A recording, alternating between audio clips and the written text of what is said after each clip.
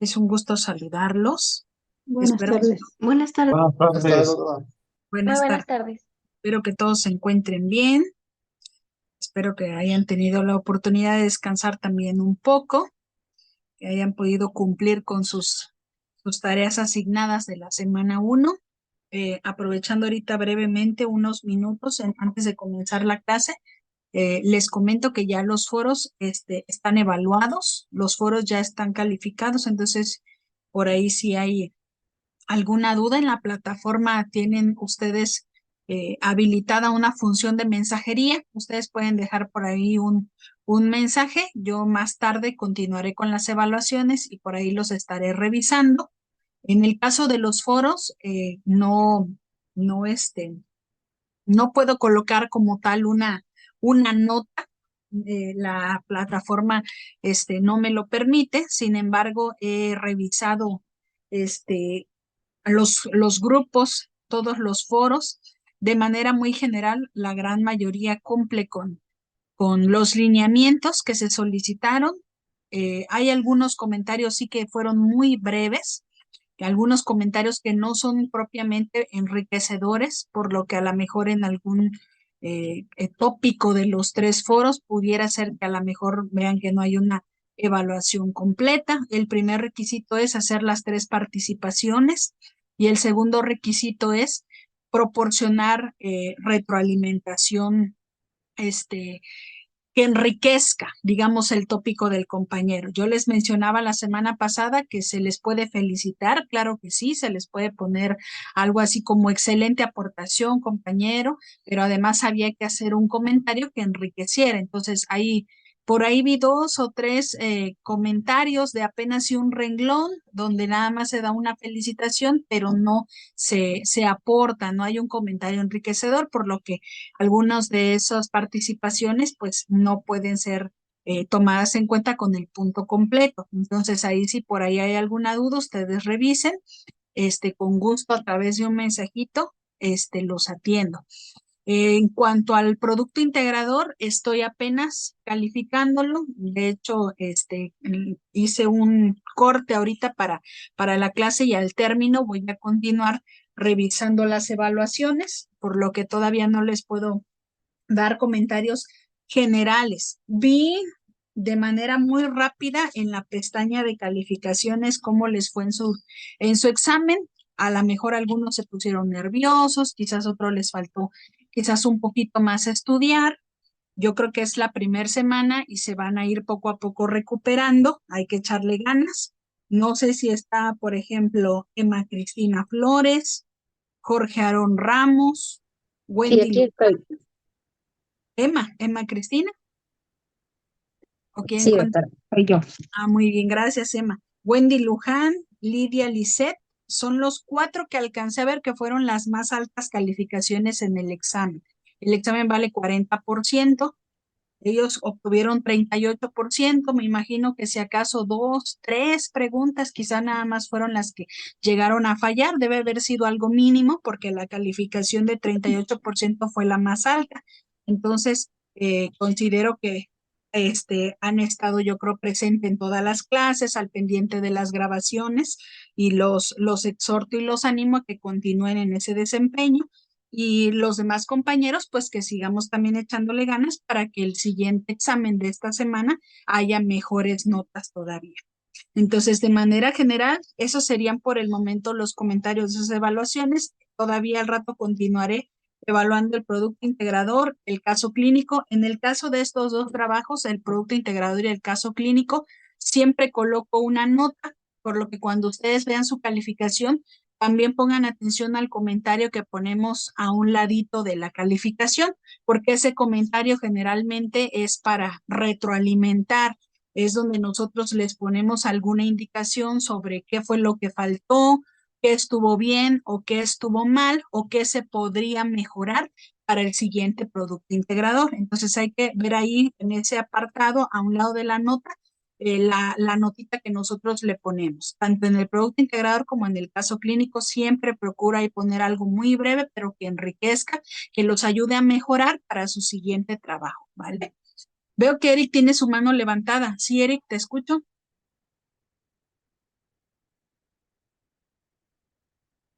¿Está cerrado tu audio, Eric? O no sé si. ¿Ya escuchan? Sí, ahí sí. Ujú. Sí, le quería comentar que llegaron mensajes en el chat del compañero Brian que si él no pudo aportar en el foro, que si todavía puede hacerlo en el foro de la semana 1. Nada. Desconozco, las actividades tienen un periodo de vigencia, entonces cuando se ha cumplido con el tiempo establecido, la plataforma ya no nos permite ni hacer ningún cambio ni hacer ninguna aportación. Entonces ahí habría que checar, recuerden que todas las actividades tienen un vencimiento, entonces hay que estar al pendiente porque si ya venció, ya no podemos hacer ninguna publicación. Ahí tendría que checarlo el compañero en su plataforma y posiblemente a lo mejor ya por el tiempo ya no lo permita. Creo que la mayoría de las actividades concluyen hoy por la mañana, me parece. Creo así es como está distribuido. Cuando lleguen a tener alguna dificultad, y digo esto porque a veces pasa algo extraordinario, algo fuera de lo común, Dios no lo quiera, vaya a haber algún accidente, alguna enfermedad, algo que ahora sí que les llevó a estar fuera, ausente de casa, alguna hospitalización, alguna cirugía, no lo sé, a veces llegan a pasar cosas muy excepcionales, hay que ponerse en contacto inmediatamente con el asesor para que vean ellos de qué manera se puede a lo mejor por ahí dar alguna prórroga en caso de que la situación así lo justifique, porque no todas las situaciones son para dar una prórroga. Y solamente en esos casos es cuando al alumno cuya situación haya sido algo excepcional, se le puede llegar a dar un cierto plazo adicional para que suba algún trabajo, pero siempre debe de ser previo conocimiento del asesor contactándolo. Fuera de la plataforma no se califica ningún trabajo ni por vía correo electrónico ni por vía WhatsApp. Entonces, todo tiene que quedar en la plataforma. Ese es el medio que utilizamos. En el caso de nuestra modalidad, que es en línea, ese es el medio que utilizamos para nosotros hacer las evaluaciones. Entonces, trabajo que no esté en plataforma no lo podemos evaluar para que tomen ahí precauciones, ¿va? Ok. Gilberto, Sí, sí, sí, doctora, perdón, una pregunta. sí. En el caso clínico que puso, nada más para ver qué criterio se tomó ahí para las respuestas. El caso Dice, clínico todavía no lo califico, ¿eh?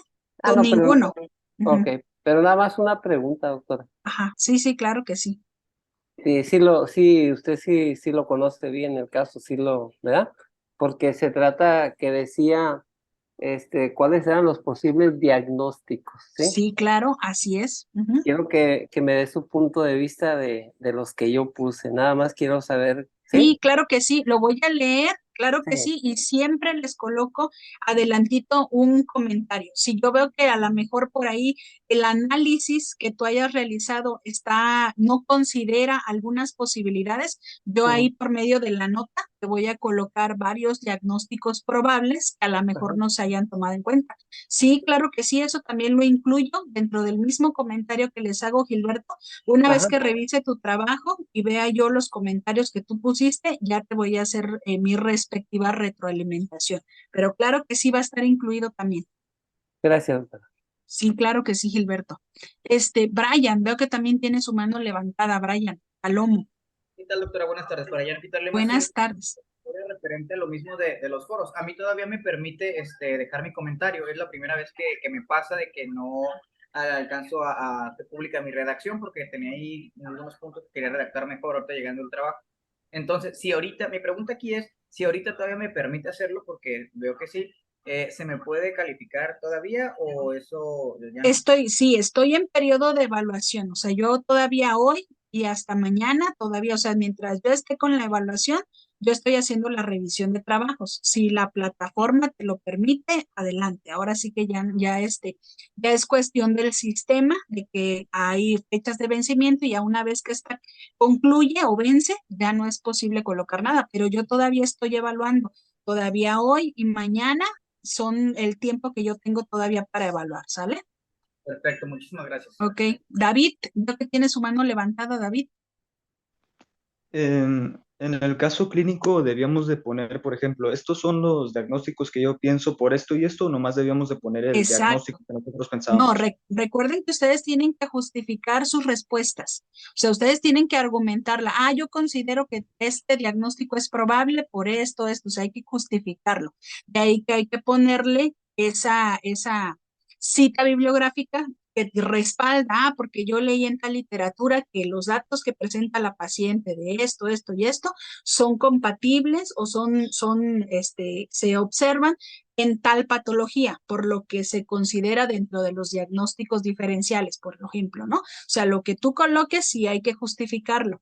No importa si se equivocan, no pasa nada porque son de primer semestre. No todas nuestras respuestas siempre van a ser al 100%. Estamos aprendiendo, pero sí, digamos que el caso clínico nos lleva a analizar, a investigar y a que nosotros identifiquemos en base a la sintomatología de la paciente que pueden haber no solamente uno, sino a lo mejor varios diagnósticos que a veces confunden al médico. Entonces, no es necesario que en todo acertemos con nuestros diagnósticos, pero sí el análisis nos lleva a pensar que efectivamente sí te documentaste, sí revisaste la literatura y eso es lo que cumple con el análisis. En un caso clínico, nosotros lo que calificamos es tu capacidad de análisis, de revisión del texto, la comprensión del mismo, la fuente bibliográfica en la que tú te sustentas.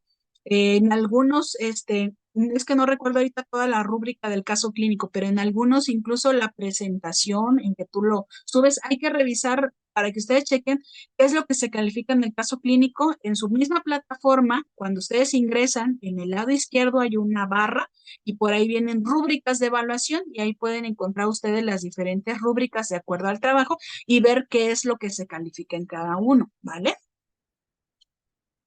Bueno, muy bien, creo que ya no hay manitas levantadas.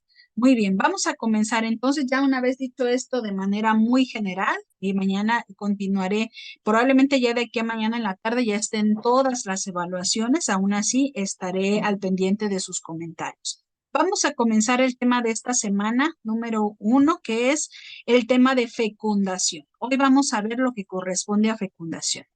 Por favor, me indican en cuanto ustedes lo puedan ver en pantalla, por favor. Ya se puede ver. Ya, listo. Muy bien. Bueno, la semana pasada revisábamos dos células que juegan un papel fundamental en el establecimiento del ser humano, que son el óvulo y el espermatozoide. Ya revisamos de qué manera estos se van a formar dentro del embrión, a partir de qué momento, en qué semana de la gestación, cómo va a ocurrir ese proceso de crecimiento, de diferenciación, cómo se van haciendo competentes, cuáles son los factores que influyen para el establecimiento, el desarrollo y el crecimiento de estas dos células. Y bueno, hemos llegado al punto en el que ambas células germinales, tanto el óvulo como el espermatozoide, van a ser células maduras, las cuales van a cumplir una función que es la de la reproducción. Para que se pueda llevar a cabo este proceso de reproducción, tiene que haber un encuentro entre estas dos células, entre el óvulo y el espermatozoide.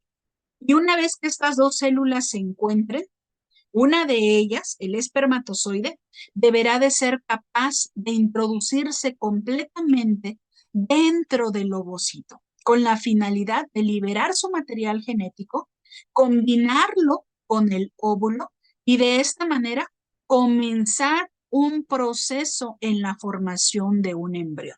Entonces, el día de hoy vamos a ver cómo es que se da este encuentro entre el óvulo y el espermatozoide y todos los mecanismos relacionados con la fecundación.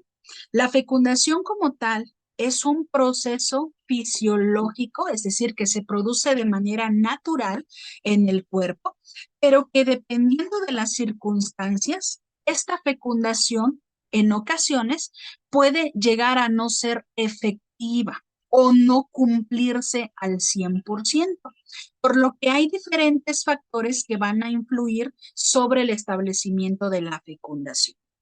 Entonces, la fecundación es un proceso que si bien es sencillo de entender, Es complejo a la vez porque dentro de este proceso se van a ver involucrados procesos genéticos, moleculares, bioquímicos, incluso estructurales que van a permitir esa fecundación.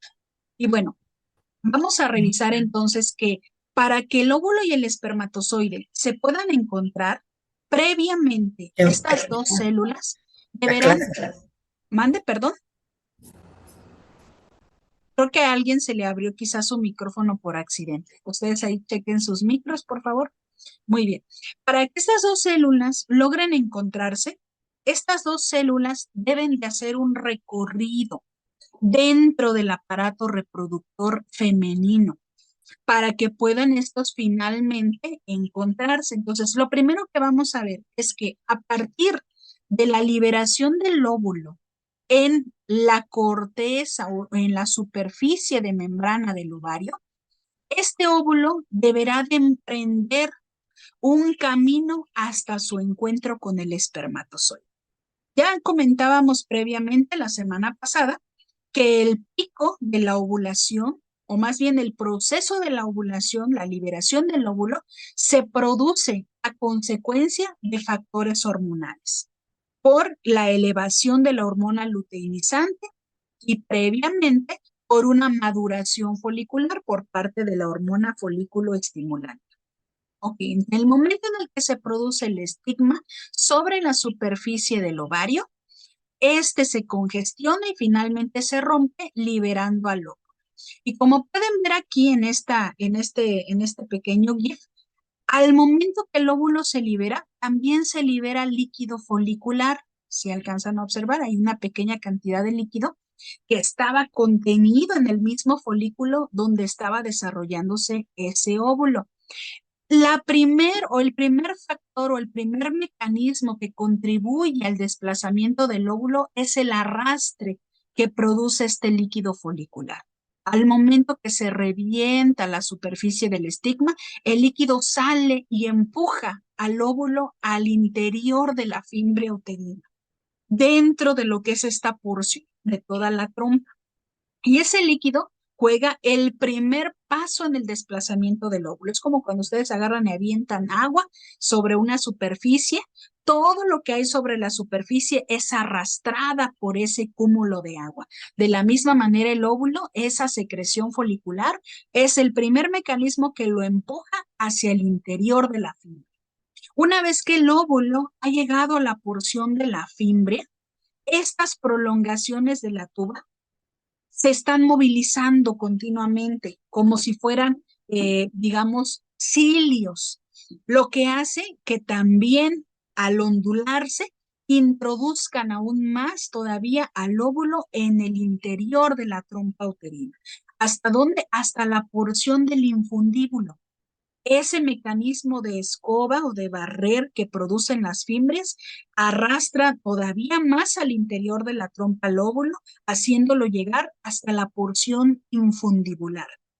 A partir de la región del infundíbulo, toda la superficie de la trompa uterina va a poseer una capa muscular lisa, así como en todas las vísceras huecas del organismo, el estómago, el uréter, el esófago, van a tener todas una capa muscular lisa, la cual tiene la capacidad de contraerse y relajarse. Y cada vez que se contrae y se relaja de manera rítmica, tienen un efecto parecido a la peristalsis, lo que hace que el óvulo sea movido o removido en el interior de la misma trompa. Así es como el óvulo se desplaza desde la región infundibular hasta la región de la ampolla, que finalmente es ahí donde ocurre la fecundación en la mayoría de los casos. Y una vez que ese óvulo ha sido fertilizado, o incluso si no hubiera sido fertilizado, el objetivo es que llegue hasta el útero. Por lo tanto, va a continuarse desplazando alrededor de toda la ampolla uterina a la región ísmica y finalmente entrará al útero. Durante todo el trayecto de la tuba, el principal mecanismo de empuje del óvulo va a ser la contracción de la pared muscular lisa de la trompa uterina, la cual va a ejecutar movimientos rítmicos de contracción y relajación, contracción y relajación. Ahora, eso es en cuanto al óvulo, pero también los espermatozoides dentro del aparato reproductor masculino tienen que atravesar todo un recorrido. Vean ustedes, si recuerdan, la semana pasada comentábamos que la formación de los espermatozoides ocurre dentro de los conductos o túbulos seminíferos. Y después de que son formados, ¿a dónde pasan? ¿Cuál es la siguiente estructura donde se van a almacenar? A ver, ¿quién recuerda por ahí? Exacto, al epidídimo. Muy bien. Y van a permanecer dentro del epidídimo hasta el momento en el que estos sean requeridos, o es decir, en el momento en el que se produzca un estímulo, en este caso de tipo nervioso, que los va a impulsar del epidídimo a los conductos deferentes. Entonces, los espermatozoides se desplazan en el epidídimo al interior de los conductos deferentes y así como sucede en el aparato reproductor femenino, estos conductos van a contener en sus paredes de igual manera una capa muscular. Ese músculo, así como en la mujer, se contrae rítmicamente y se relaja, haciendo que los espermatozoides se desplacen por estos conductos por medio de una contracción y relajación sostenida de este músculo liso. Pero, ¿qué es lo que va a desencadenar esa contracción muscular lisa para que se empiecen a empujar los espermatozoides? Un estímulo nervioso de tipo simpático, ¿vale? Cuando el varón es estimulado, digamos, en un acto sexual, el cerebro envía señales químicas al aparato reproductor masculino por medio del sistema nervioso simpático, el cual va a poseer terminaciones nerviosas involuntarias que el hombre no puede dominar completamente. Es decir, hay funciones que puede el hombre decidir en qué momento cesar o en qué momento aumentar, pero también hay funciones que tienen un control involuntario y que dependen exclusivamente del sistema nervioso. Entonces, se va a encargar de enviar esa señalización porque hubo previamente digamos, un preámbulo, una situación, por así decirlo, que indujo la liberación de señales nerviosas para que este músculo se comenzara a contraer. Ahora, una vez que el espermatozoide ingresa a los conductos deferentes, continúa su desplazamiento hasta la porción de la uretra prostática. A nivel de la uretra prostática, a todo ese cúmulo de células de espermatozoides se le van a añadir secreciones que producen las glándulas sexuales accesorias. ¿Cuáles son estas?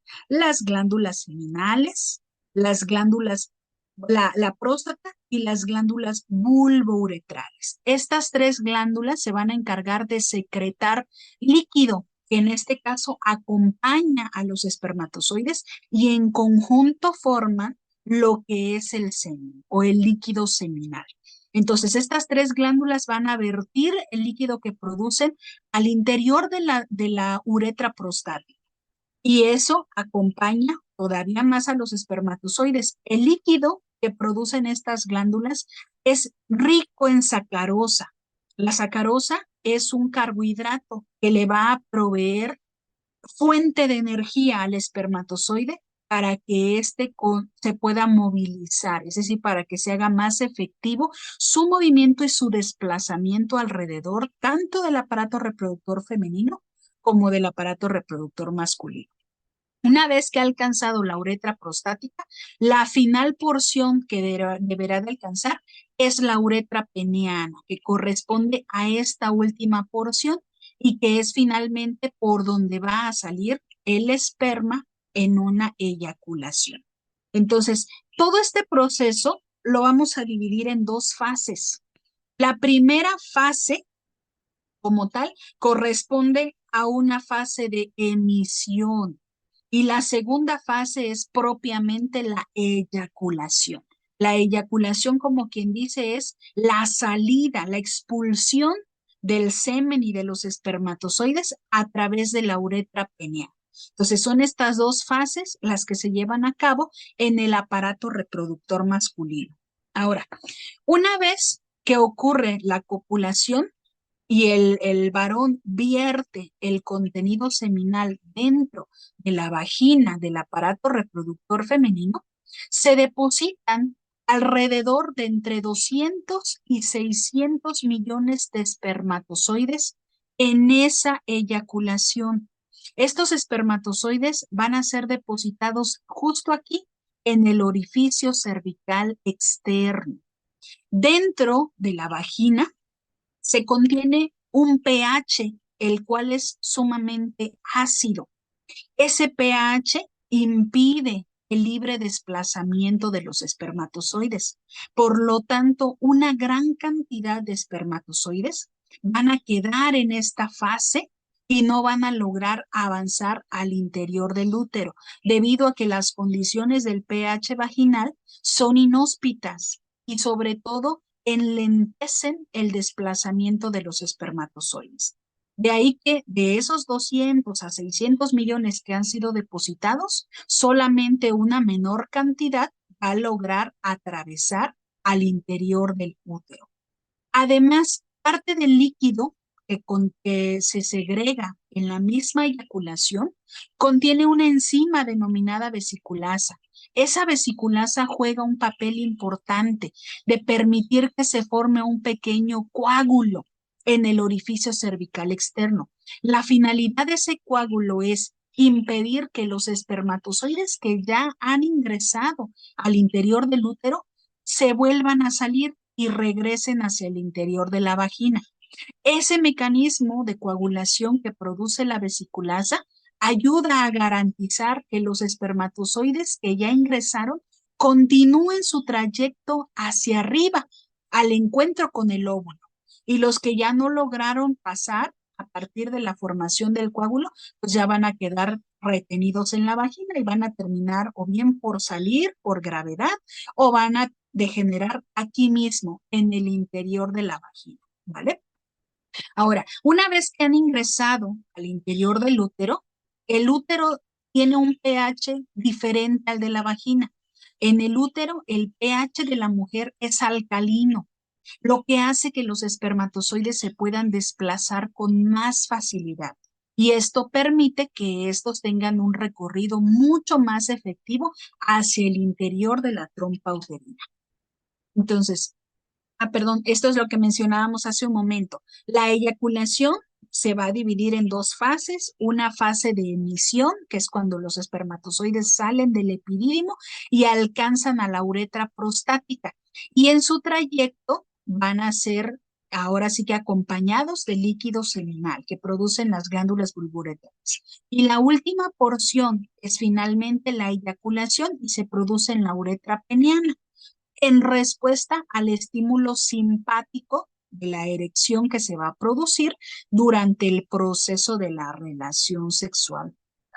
Además, también otro de los factores que contribuye a ser más efectiva esta última, fase de la eyaculación es que los músculos bulbouretrales que se encuentran dispersos dentro del miembro peniano se contraen, haciendo que también sea más efectiva la expulsión de los espermatozoides.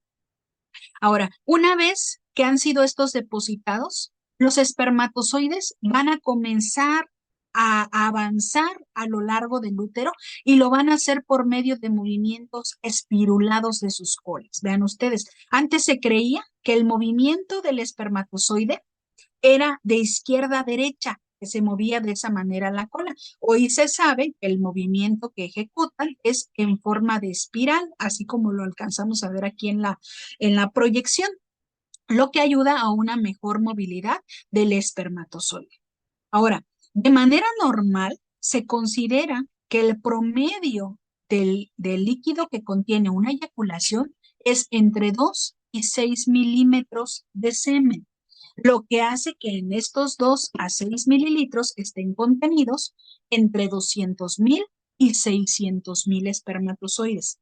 Eso se considera como una cifra normal. Cuando el varón deposita menos de 2 mililitros de semen, eso se conoce como oligoespermia. Nos habla de una eyaculación o un contenido eyaculatorio muy bajo, ¿vale? Entonces, lo normal es que sea entre 2 y 6 mililitros. En promedio, la gran mayoría, el texto nos dice que se depositan 3.5 mililitros y que alrededor del útero los espermatozoides se van a desplazar a una velocidad de entre 2 y 3 milímetros por minuto. En base a esta velocidad de desplazamiento y gracias al pH uterino que facilita la movilización de los espermatozoides van a alcanzar a llegar a la zona de encuentro con el óvulo en poco más de 7 horas. Es el tiempo que normalmente le puede llegar a tomar al espermatozoide a alcanzar el óvulo. De hecho, la literatura nos dice que a los 45 minutos después de la eyaculación se han podido identificar algunos espermatozoides ya en la región ampular. Sin embargo, la gran mayoría requiere de un mayor tiempo de acondicionamiento, es decir, un tiempo mayor para poder alcanzar la llegada al útero. Y ese periodo de acondicionamiento generalmente le toma aproximadamente 7 horas al espermatozoide. Estos se van a desplazar más rápido en el útero debido al pH alcalino y mucho más lento en la vagina debido al pH vaginal. Ahora, hay otros factores que también se involucran en favorecer el desplazamiento del espermatozoide dentro del aparato reproductor femenino. Uno de ellos es la liberación refleja de prostaglandinas que se van a liberar en el interior de la mucosa uterina. El semen que se deposita estimula a la liberación de prostaglandinas, lo que hace que se contraigan las paredes uterinas y eso también facilita aún más el desplazamiento de los espermatozoides.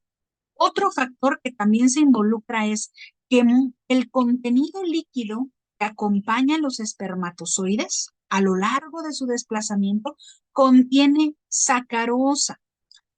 contiene fructosa, que es un importante carbohidrato que va a estar de continuo proveyéndole a las mitocondrias la glucosa que éstas necesitan para mejorar la movilidad de las colas del espermatozoide. Esa fructosa es una fuente de energía. Por lo tanto, cuando los espermatozoides contienen una menor cantidad de líquido seminal, pues también hay menor cantidad de fructosa, menor energía disponible para ahora sí que la movilidad efectiva de las colas de los espermatozoides. Ahora, una vez que estos espermatozoides ingresan a la trompa uterina, a lo largo de todo ese recorrido que van a hacer, muchos de ellos se pierden dentro del interior del aparato reproductor o muchos van a quedar retenidos y dentro de esa superficie van a degenerar o van a ser absorbidos por las secreciones que se están produciendo por las glándulas uterinas. Muchos de estos van a quedar digamos, en la carrera, por así decir, ¿no? Y se sabe por medio de la literatura que hasta el sitio de la fecundación, de los casi 200 a 600,000 espermatozoides que fueron depositados, solamente alcanzan a llegar 200 espermatozoides aproximadamente a su encuentro con el óvulo. Lo que quiere decir que es una mínima cantidad comparada con la cantidad millonaria de células que fueron depositadas, es una mínima cantidad que no llega ni siquiera a los 1,000 espermatozoides, los que van a tener la oportunidad de fecundar a ese óvulo. Una vez que los espermatozoides se liberan en el interior del aparato reproductor femenino, no todos los espermatozoides en ese momento son capaces de fecundar al ovocito. Se requiere que estos entren en ese proceso de acondicionamiento del que hablábamos hace un momento, el cual le demora generalmente a los espermatozoides 7 horas. ¿Qué es lo que va a pasar en este proceso de acondicionamiento? Bueno, a lo largo de ese recorrido hasta su encuentro con el óvulo, la superficie del espermatozoide, no sé si recuerdan cuando vimos la semana pasada el espermatozoide ya maduro, contiene sobre su superficie una pequeña capa de glucoproteína que se denomina acrosoma. Ese acrosoma se va a perder en el transcurso de estas 7 horas, que son el proceso de acondicionamiento. La finalidad de que ese acrosoma se pierda es permitir que le sea más fácil al óvulo penetrar las capas del óvulo para que en el interior pueda liberar su núcleo o liberar sus cromosomas. Si ese acrosoma no se pierde, difícilmente el espermatozoide podrá fertilizar al óvulo. Entonces se requiere que ese acrosoma desaparezca, se va a alisar la superficie del acrosoma.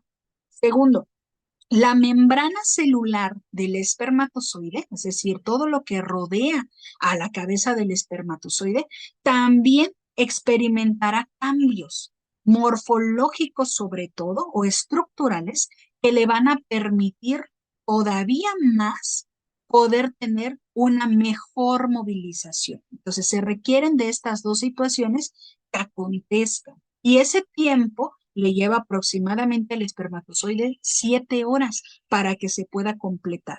Una vez que ha sido completado el proceso de acondicionamiento, están listos para intentar penetrar la cubierta del óvulo. Al término de esas 7 horas o de ese proceso, digamos, de capacitación como tal, es cuando va a ocurrir lo que se conoce como reacción acrosomal. ¿Qué es lo que ocurre en la reacción acrosomal? Número 1, los espermatozoides se van a encontrar con la zona de células que integran la corona radiada.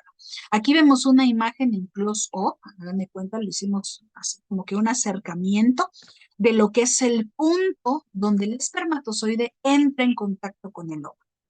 Cada vez que el espermatozoide se impacta, digámoslo así, contra la superficie de las células de la corona radiada, parte de la superficie de la cabeza del espermatozoide libera moléculas. Esas moléculas son ricas en hialuronidasa y en acrosina. Y estas se van a encargar de lisar la superficie de las células de la corona radiada, las células foliculares, lo que genera que éstas disminuyan su tamaño. El espermatozoide se va abriendo paso, abriendo un camino, digamos, en medio de estas células. Con cada golpe o con cada impacto directo con estas células, mayor liberación de estas enzimas y mayor apertura o más se abre el camino hasta perforar completamente todo lo que es el grosor o el espesor de la corona radiada. Además, también este impacto directo del espermatozoide contra la región, las células foliculares, también hace que la membrana celular se fragmente. Y entonces se establecen pequeñas áreas de comunicación entre el espermatozoide y el óvulo, lo que facilita todavía más la penetración de esta primera capa. La primera barrera, entonces, que el espermatozoide debe de liberar una vez que llega a su encuentro con el óvulo es atravesar la capa de células de la corona radiada. Y este es el principal mecanismo efectivo. Una vez que ha atravesado la corona radiada, entonces el siguiente paso es atravesar la zona pelúcida, que corresponde a esta región que vemos aquí, por debajo del asentamiento de las células foliculares. Una vez que el espermatozoide ingrese a la corona radiada, entonces se va a producir otra reacción denominada reacción de zona. Esa reacción de zona va a producir sobre todo que se haga un cambio en la configuración del ovocito. de tal manera que se vuelve impenetrable para cualquier otro espermatozoide. De ahí que solamente uno es el que lo va a atravesar.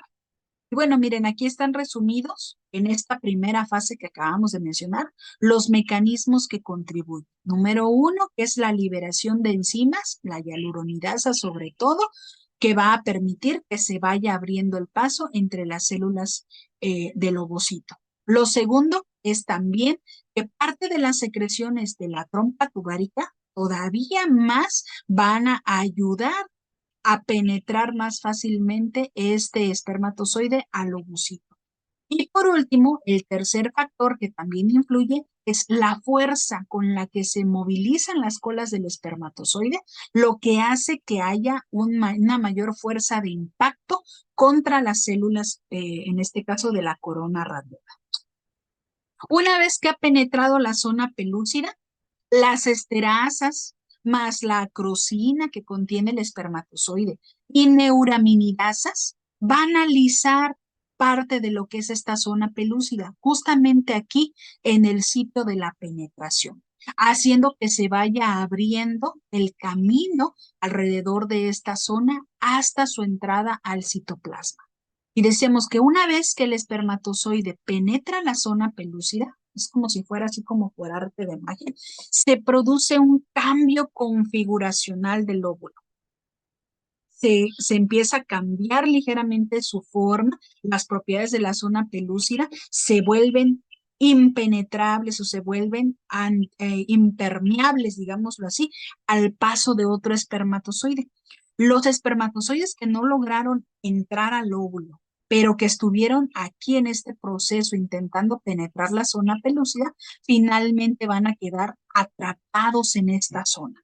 Y ahí se van a quedar retenidos. Durante las primeras horas posteriores a la fecundación, esta zona pelúcida va a comenzar a desaparecer a medida que se va formando el blastocito temprano. Y conforme desaparece la zona pelúcida, los restos de los espermatozoides que intentaron penetrar también van a desaparecer. Entonces, todos los espermatozoides que queden retenidos durante el proceso, justo en esta zona, ahí van a terminar por morir hasta degenerarse completamente. Una vez el espermatozoide penetra la zona pelúcida y además penetra la membrana del ovocito, vean ustedes, solamente lo que es el citoplasma del espermatozoide y su material genético es lo que va a conseguir entrar completamente. Dentro del ovocito, lo primero que va a ocurrir es la fusión tanto de la membrana del espermatozoide como la membrana del ovocito.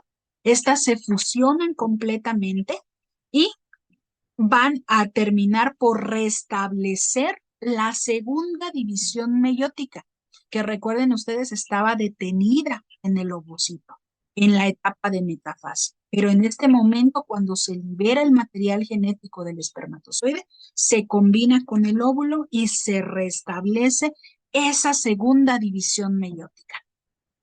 A lo largo de esa división meiótica, entonces, lo primero que vamos a ver es que el cromosoma del varón se va a determinar en un polo denominado pronúcleo masculino. Y por el otro lado vamos a tener al pronúcleo femenino, que es el conjunto de cromosomas que ya se encontraban dentro de este óvulo.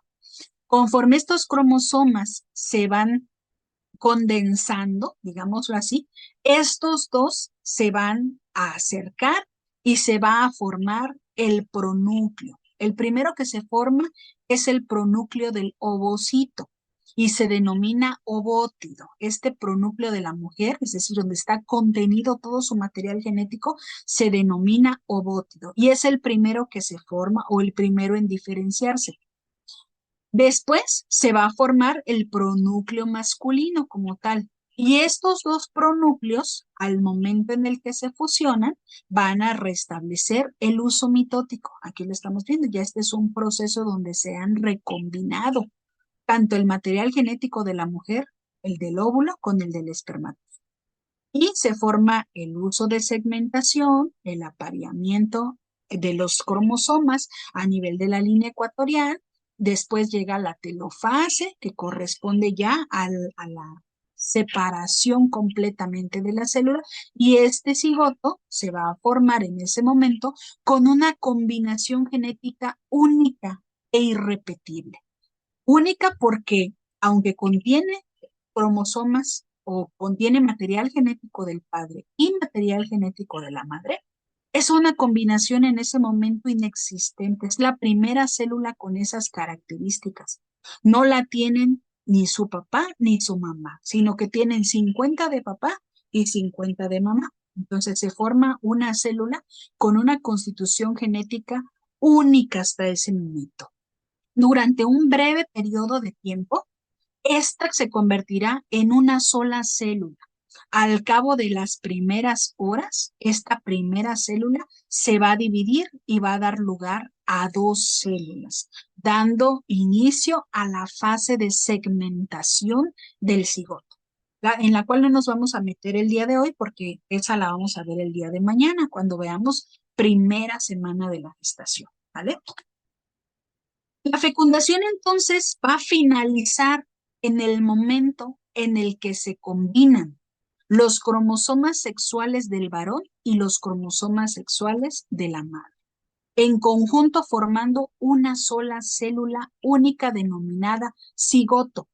Un cigoto es un embrión unicelular, es un embrión de una sola célula, es el estadio de una sola célula. Entonces, todo esto que acabamos nosotros de mencionar por fases, tiene como objetivo que se formen las siguientes funciones. Número 1, que el ovocito sea penetrado por el espermatozoide para que se termine la segunda división meiótica. Número 2, restablecer el número de cromosomas a 46, 23 que vienen del varón y 23 de la mujer, haciendo que de esta manera se forme un embrión ahora con 46 cromosomas, que es lo que corresponde a todo ser humano. Número 3, este es el mecanismo mediante el cual se fundamenta científicamente la variación de la especie humana. Porque gracias a los cromosomas que contienen el espermatozoide y combinación con el del óvulo, es que se forma un nuevo ser humano con una constitución genética totalmente diferente al de la madre y al del padre, los cuales van a compartir algunas similitudes, pero no hay ningún hijo que sea totalmente idéntico al papá ni totalmente idéntico a la mamá, puesto que es una combinación de ambos. También el establecimiento o la fusión de estas dos células, espermatozoide y óvulo, es lo que va a determinar el sexo del embrión. Recordemos que de los 4 espermatozoides que se forman en la meiosis 2, 2 van a tener un cromosoma sexual X y 2 van a contener un cromosoma sexual Y. Dependiendo del espermatozoide que haya fertilizado al óvulo, será el sexo de ese embrión. Y por último, la finalidad última, digamos, de la fecundación es la de activar metabólicamente a ese ovocito para que se convierta totalmente en un óvulo maduro y comience la segmentación de ese cigoto, la cual se va a producir a partir del encuentro. Aquí en este pequeño video podemos ver la expulsión del óvulo, su desplazamiento y vean, aproximadamente aquí es la región donde se lleva a cabo la fecundación. La literatura nos dice que el 80% de los embarazos se producen porque la fecundación se da a nivel de la ampolla uterina. Es el principal segmento donde se lleva a cabo. Pero no se queda ahí detenido el óvulo. Este tiene que continuar su desplazamiento hasta su llegada al útero, porque es aquí donde va a haber las condiciones necesarias para que se pueda implantar y se pueda desarrollar esa gestación. Y a lo largo de este desplazamiento, vean ustedes, comienza la segmentación. Aquí vamos viendo cómo va cambiando la forma de ese cigoto desde 2 células hasta que llega al sitio de la implantación. Entonces, al óvulo fecundado le lleva aproximadamente 4 días llegar desde el sitio de la fecundación hasta su llegada a la pared del útero. Y es aquí donde suele ocurrir, en todos los casos, en su gran mayoría, la implantación de ese embrión. ¿Puede llegar a ocurrir en algún otro segmento? Claro que sí, puede llegar a ocurrir. Vamos a ver parte de lo que son las implantaciones ectópicas a mitad de la semana, como por el día miércoles, nos toca ver la implantación del cigoto. Claro que puede suceder, se puede llegar a implantar en la trompa, se puede llegar a implantar en el ovario, se puede llegar a implantar hasta acá abajo en el cérvix, incluso a nivel abdominal, pero eso es algo cada vez más raro y a eso se le conoce como embarazo ectópico y tiene un mecanismo, ese lo vamos a revisar el miércoles, ¿va? De manera normal, la implantación debe de ocurrir en el segmento superior del útero, aquí aproximadamente, para que sea un embarazo viable y que pueda llegar a término. Muy bien, hasta ahí sería lo que corresponde al proceso normal. ¿Alguna duda o pregunta hasta ahí? Los escucho, si alguien tiene alguna duda o pregunta.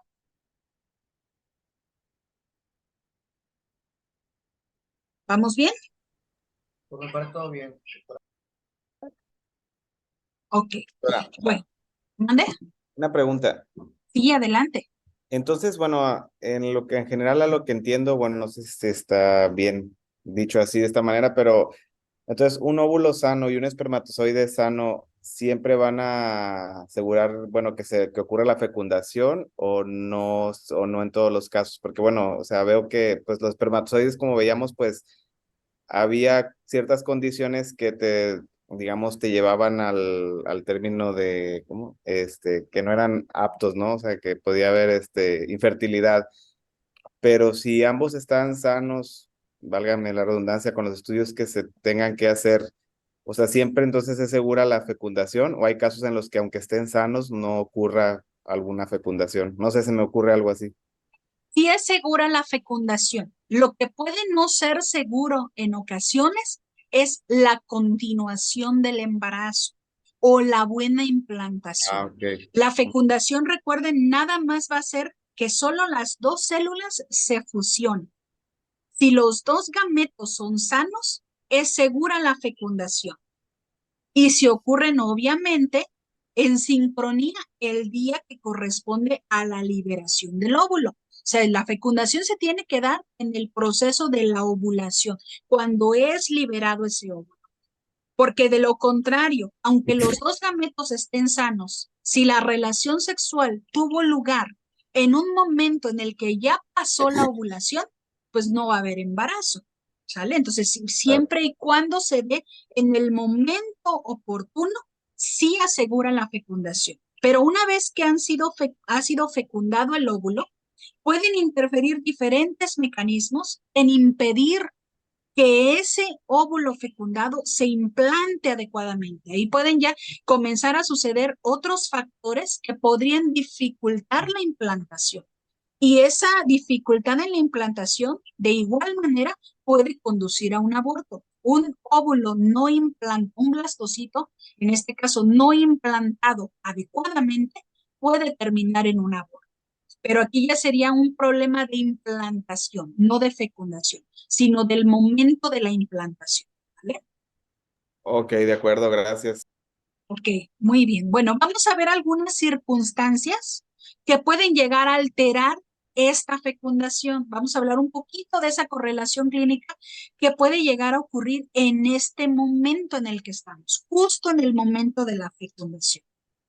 Hay diferentes factores que pueden impedirle a cualquiera de los dos gametos que estos sean viables. Ya la semana pasada hicimos una revisión así muy rápida de que hay situaciones que impiden al gameto femenino ser maduro o apto. Y una de ellas es precisamente la disgenesia gonadal ovárica o la insuficiencia ovárica.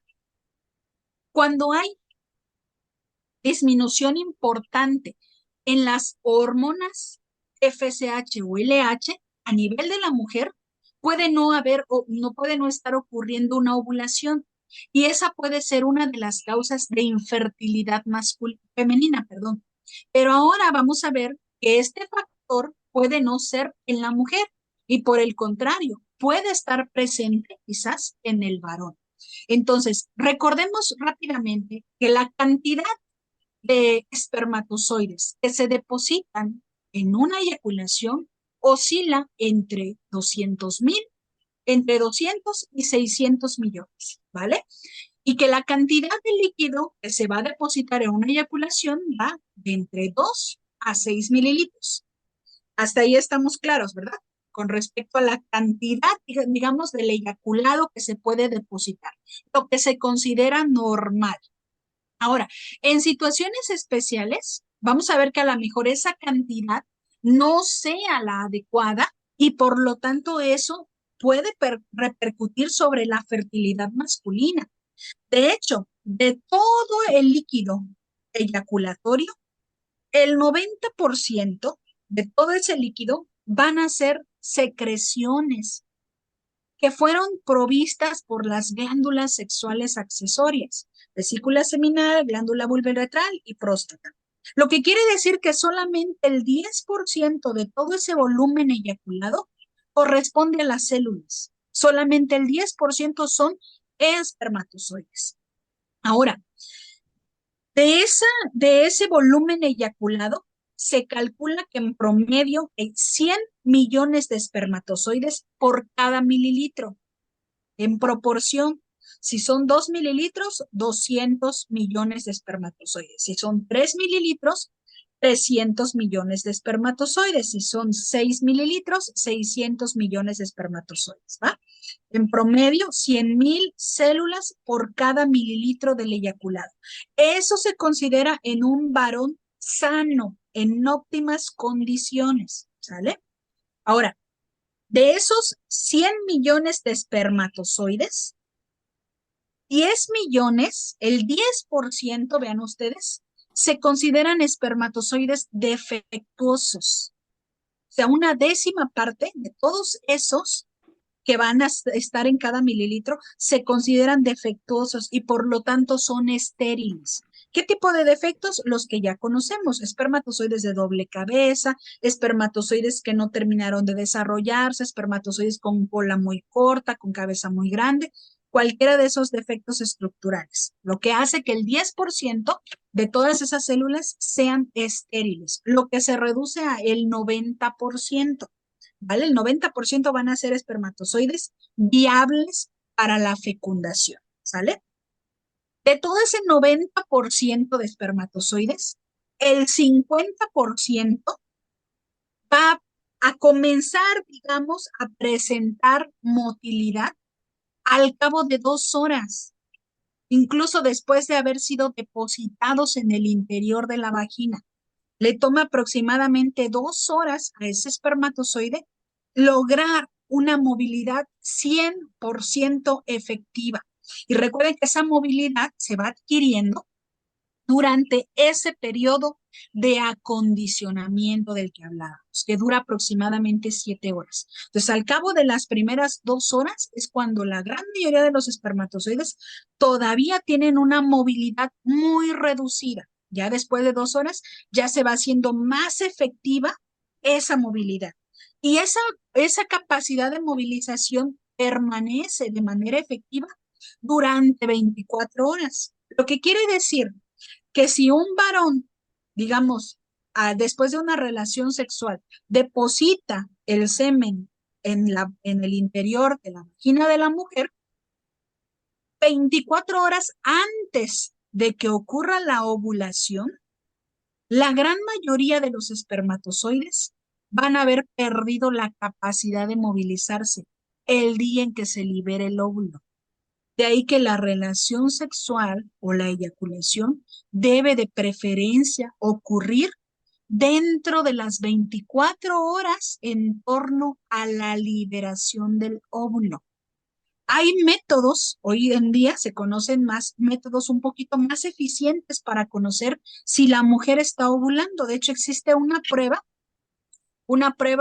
muy parecida a la prueba de embarazo, se vende en cajitas en la farmacia, se llama prueba de hormona luteinizante, donde la mujer debe de vertir una gotita de orina sobre la plaquita el dispositivo y si esta sale positiva es porque la mujer se encuentra en ese pico de LH. Se está en su máxima expresión la hormona luteinizante, lo que quiere decir que está en ese periodo, ya sea de unas horas previas o durante o apenas acaba de suceder la ovulación. Entonces, esa prueba es un factor predictivo. Generalmente sale positiva dentro de las 48 horas que corresponden a la liberación del óvulo y sale negativa si se encuentra fuera de este periodo, porque el fundamento de esa prueba es la cuantificación de la hormona luteinizante. Y recuerden que esta es la principal hormona que induce la ovulación. Entonces, hay manera de saber con esta prueba si la mujer está ya en su proceso, está en esa etapa, digamos, de la ovulación, con la finalidad precisamente de asegurar esta fertilización, porque repito, una vez que han sido depositados, al espermatozoide le lleva 24 horas mantener esa movilidad. Después de ese tiempo, esa capacidad comienza a perderse. Por lo tanto, tiene menos capacidad para desplazarse en el interior del aparato reproductor femenino. Y eso dificulta todavía más el encuentro con el óvulo. Ahora, ¿qué situaciones pueden producir infertilidad en el varón? La infertilidad masculina se asocia a recuento bajo de espermatozoides, por ejemplo, en los varones que o cursan con oligoespermia, que depositan menos de 2 mililitros, quiere decir que hay menos de 200 millones de espermatozoides. Y recordemos que una gran cantidad se va a ir perdiendo, pues eso dificulta más las probabilidades de la fecundación. Segundo, alteración en la motilidad de los espermatozoides, que por algún motivo genético o nutricional, esos espermatozoides no se muevan con la eficiencia que se requiere, lo que enlentece el desplazamiento y también dificulta esa fecundación. Tercero, el consumo crónico o en altas dosis de medicamentos o sustancias nocivas que impactan directamente sobre la función reproductora. Hay muchos fármacos que producen inhibición de la eyaculación. 4, trastornos de tipo endocrinos, donde no hay suficiente cantidad de estímulo endocrino para la liberación de testosterona, o puede ser algún trastorno en el escroto, por ejemplo, la formación de algún tumor, lo que impida el desplazamiento de estos espermatozoides. 5, la exposición también a tóxicos ambientales como las radiaciones en grandes cantidades. De ahí que muchos varones que trabajan en el ámbito médico, sobre todo en el departamento de radiología, donde deben de utilizar ciertas cubiertas protectoras con la finalidad de preservar la función reproductiva. Si estos varones que por su oficio están constantemente expuestos a radiación, no se protegen, esta radiación termina por producir anormalidades en los testículos, lo que también ocasiona esterilidad secundaria. El consumo elevado de cigarrillos, es decir, aquellos varones que consumen un número elevado de cigarrillos, también son propensos a tener una menor función reproductiva.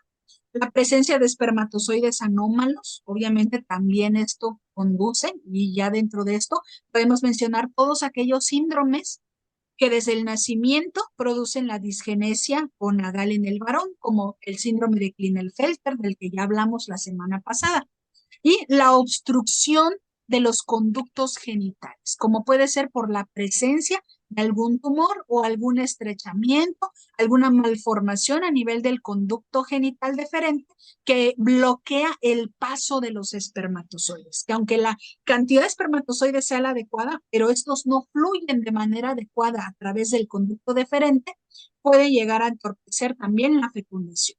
Se sabe que al menos el del 30 al 50% de los varones tienen o son responsables de la infertilidad. El otro 30 a 50% puede ser una causa materna o en menor porcentaje pueden ser otros los factores asociados.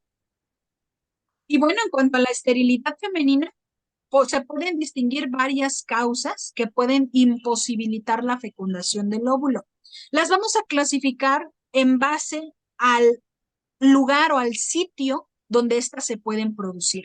Por ejemplo, en el caso de las trompas uterinas, puede estarse produciendo una lesión de endometriosis, infecciones que produzcan enfermedad inflamatoria pélvica, por ejemplo, o la formación de adherencias tubáricas, lo que puede obstaculizar el flujo del óvulo a lo largo de la trompa uterina. Y también esto puede llegar a dificultar el avance del óvulo hasta su encuentro con el espermatozoide.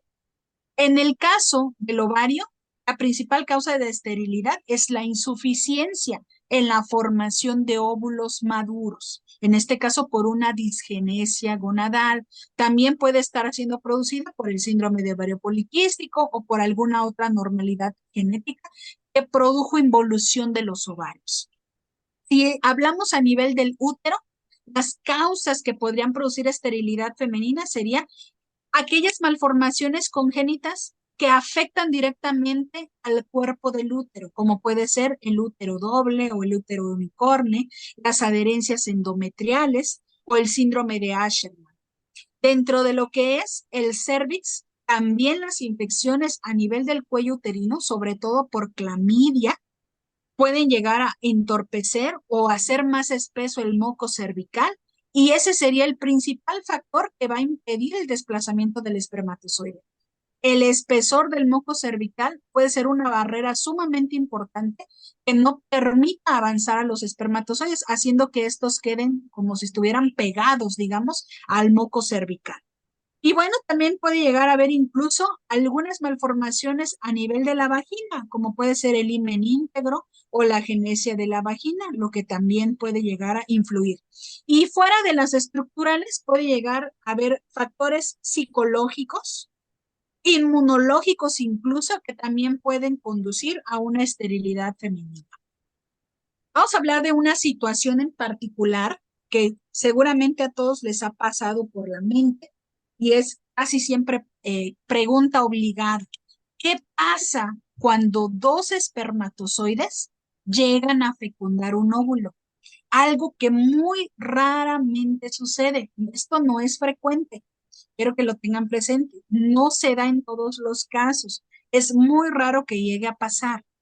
Aunque los espermatozoides sean competentes, aunque el óvulo esté en adecuadas condiciones, si dos espermatozoides en el momento penetran la zona pelúcida y dos de ellos se logran introducir al mismo tiempo en el ovocito fecundándolo, el material genético se triplica. Recuerden que un espermatozoide lleva 23 cromosomas. El otro lleva otros 23 cromosomas, más los 23 del útero van a formar entonces una triplicación del material genético. La fecundación solamente de dos espermatozoides por al óvulo se conoce con el nombre de dispermia, pero la dispermia no es la única consecuencia anómala que se puede producir. Una vez que esos dos espermatozoides fecunden al óvulo, se triplica el material genético, lo que hace que se produzca una aneuploidía. ¿De qué tipo? Bueno, una triploidía, porque se triplica el material genético. En lugar de 46, se vuelven 69 cromosomas. En el 20% de los abortos que se producen de manera espontánea sin previo aviso, el 20% se deben a una triploidía o a una aneuploidía de este tipo, y es incompatible con la vida. No hay ningún ser humano en toda la humanidad a lo largo de la historia que haya vivido, que haya nacido con 69 cromosomas y que haya vivido. Esto es incompatible con la vida. Estos terminan en un aborto por la gran cantidad de anormalidades cromosómicas que se van a producir. Entonces, eso de que los gemelos, ¿de dónde nacen? Es un mecanismo totalmente diferente y lo vamos a ver en el transcurso de la semana. ¿Cómo es que nacen esos gemelos? Pero de primera intención, la fecundación de dos espermas con un óvulo es una aneuploidía, y esto es incompatible con la vida. Va a terminar en un aborto, ¿sale? Ahora, Hay métodos mediante los cuales se puede asegurar una fecundación.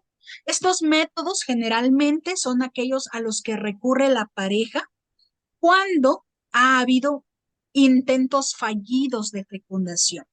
Tanto la fertilización in vitro como la fertilización in vivo, que es la inseminación artificial, dicho de otra manera, se van a dar a conocer como métodos de reproducción asistida y son una alternativa para aquellas parejas que hasta el momento no han podido concebir, pero no son el único método que asegura la fecundación. También existe la conservación tanto de óvulos como de espermatozoides. En el caso de la conservación de los espermatozoides, estos pueden guardarse en un criobanco. El criobanco, hagan de cuenta que es este dispositivo que contiene nitrógeno líquido a menos 196 grados centígrados, en el cual van a ser vertidos los espermatozoides y se van a congelar. Este método permite mantener viables a los espermatozoides hasta aproximadamente por 15 años. Hay muestras que han sido rescatadas de criopreservación 15 años después que todavía esos espermatozoides se encuentran viables, conservan su calidad. Y este es un método para hacer la conservación de los espermatozoides, por ejemplo, cuando no se desea tener hijos a temprana edad y desea uno concebirlos a lo mejor posteriormente, se puede recurrir a este método o bien a través de las donaciones de espermas. Hay bancos de esperma que también la mujer, si no tiene pareja, pero desea ser madre, puede acudir a estos bancos donde están las donaciones de esperma y elegir el esperma que considere ella adecuado para llevar a cabo su fecundación, digámoslo así. Obviamente debe de reunir los requisitos la dependencia, digámoslo así, requiera para ser candidata a esa donación de esperma. Y bueno, este es un método que lleva ya más de 75 años que se ha venido utilizando. Y este es un criobanco que puede ayudar a la conservación de los espermatozoides. Así como se pueden conservar espermatozoides, también se pueden conservar óvulos.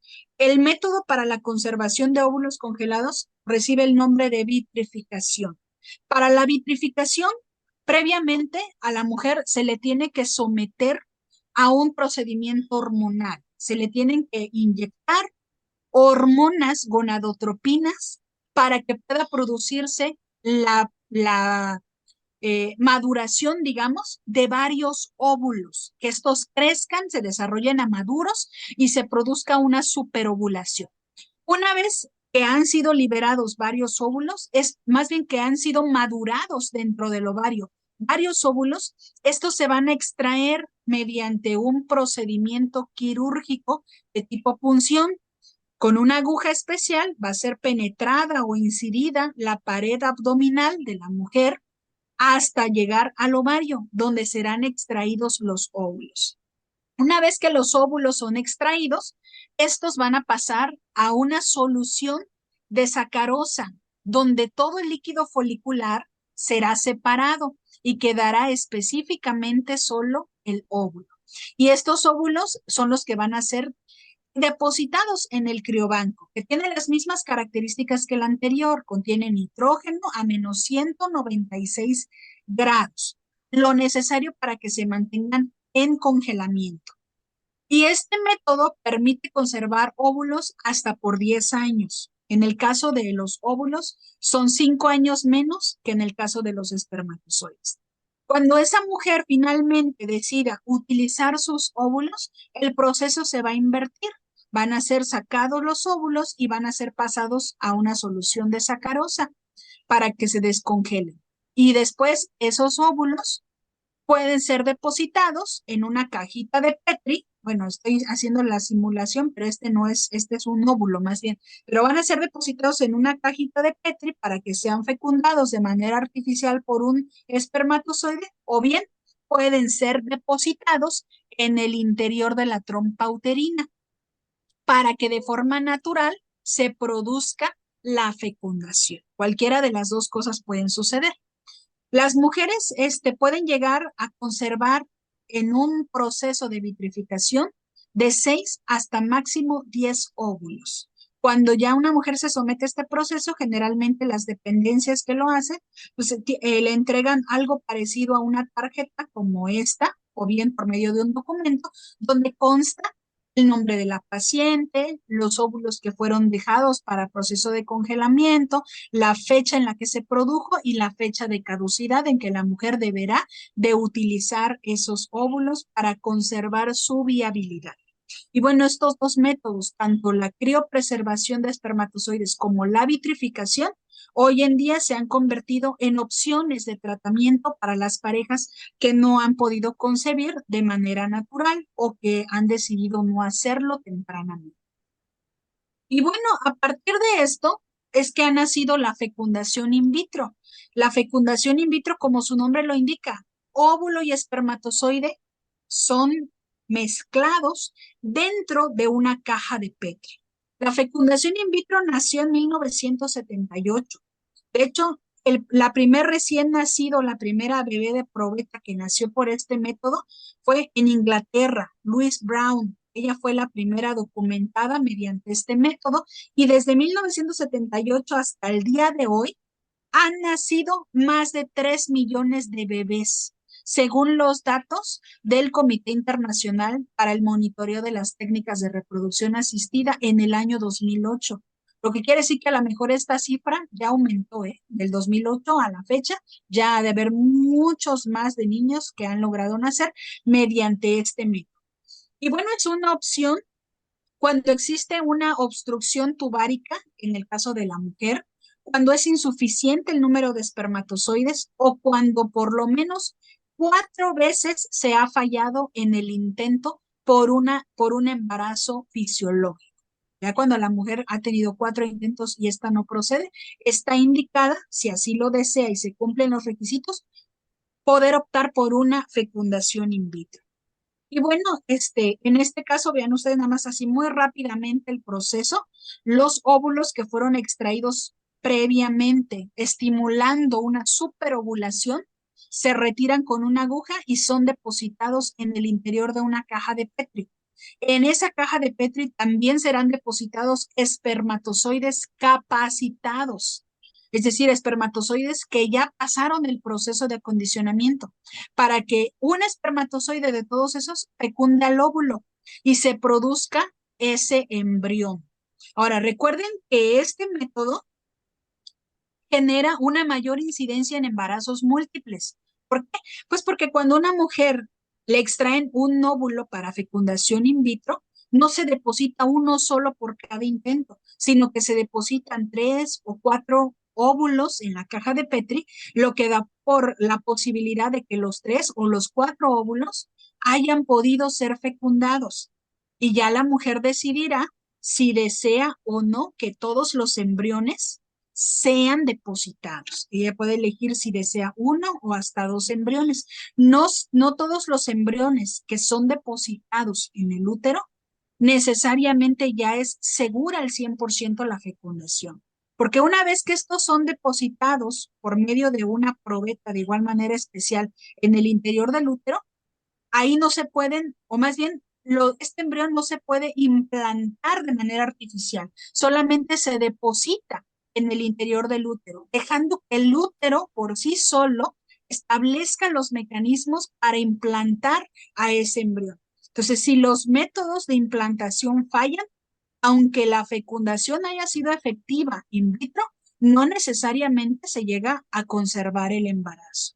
O sea, a veces para minimizar esta posibilidad es que la pareja opta porque sean implantados 2 o a lo mejor hasta 3 embriones, por la posibilidad de que alguno no se implante. Pero en el dado caso de que los 2 o los 3 sean implantados, por eso es que se aumenta el riesgo de una concepción múltiple. Y una concepción múltiple implica riesgos. También lo vamos a ver al final de la semana. Algunas características de esta fecundación, ¿vale? Creo que, a ver, en el caso de la fecundación en vivo, nada más quiero hacer esta diferenciación. No es lo mismo que la fecundación in vitro. Recordemos que la fecundación in vitro se da dentro de la caja de Petri. Ambos, esperma y óvulo, se depositan en la caja de Petri y ahí se da de manera espontánea, dejando ambas células que sean fecundadas. En el caso de la fecundación in vivo, a la que también se le llama inseminación artificial, los espermatozoides son depositados por medio de un catéter en el interior del útero y se liberan, permitiendo que estos de manera natural lleguen a su encuentro con el óvulo y lo fecunden. Entonces, en este caso, esta inseminación solamente es del puro espermatozoide. Y la fecundación se da dentro del aparato reproductor femenino. Es muy diferente a la fecundación in vitro. Es igual un método de reproducción asistida porque en este caso se evitan los mecanismos primeros que mencionábamos que pueden impedir la fecundidad, como el espesor del moco cervical, como el desfavorecimiento a lo mejor del pH. Entonces, al depositarlos prácticamente en esta porción uterina, hacemos que le aligeramos, digamos, el desplazamiento a los espermatozoides, acortando el tiempo y la probabilidad de que estos lleguen más rápidamente a su encuentro con el óvulo. Y de este tipo de método podemos dividirlo en dos tipos. La inseminación artificial homóloga, que es donde se insertan los espermatozoides de la pareja, es decir, del cónyuge de la pareja. Y es la más utilizada. La probabilidad de que haya una concepción por inseminación artificial homóloga es de un 15 a un 20%. En el caso de la inseminación artificial heteróloga es porque el semen o los espermatozoides son de un donante diferente a la pareja conyugal, ¿sale? En este caso, o a lo mejor la mujer no tiene pareja y lo que ha recibido es una donación de esperma. Entonces, en este caso se considera una inseminación artificial heteróloga porque provienen de un donante que no es la pareja o son espermas de un criobanco. Y aquí la posibilidad de éxito se incrementa hasta un 30%. ¿Por qué?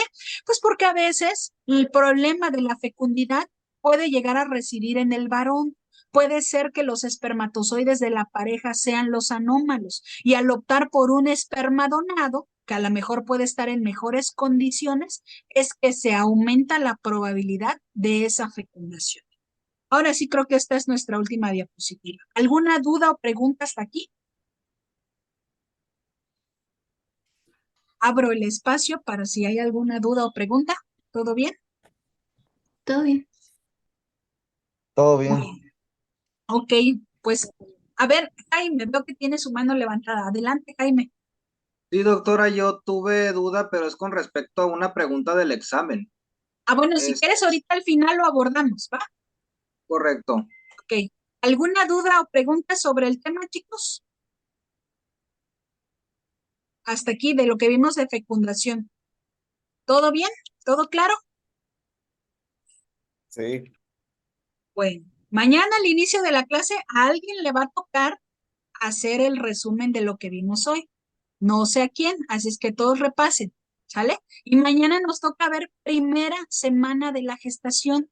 Mañana vamos a ver todos los cambios que acontecen desde el momento en el que ocurre la fecundación hasta el 7º día, ¿sale? Entonces mañana vamos a ver todos los cambios que van a acontecer en esta primer semana de la fecundación. Mañana ese es nuestro tema del día de mañana. Pero previo a eso, vamos a hacer así rápidamente unos minutitos, un repaso de lo que acabamos de ver, ¿sale? Así es que no se relajen demasiado. Estamos en la segunda semana, apenas prácticamente acabamos de levantar el vuelo y ya estamos a la altura en la que necesitamos estar y la tenemos que mantener, ¿de acuerdo? Muy bien, bueno chicos, si no hay otra pregunta los veo mañana. Si quieren, nada más me quedo con el compañero que tenía una duda hace un momento y los demás, si ya no hay dudas, los vería el día de mañana, ¿sale? A ver, Muchas Jaime. gracias.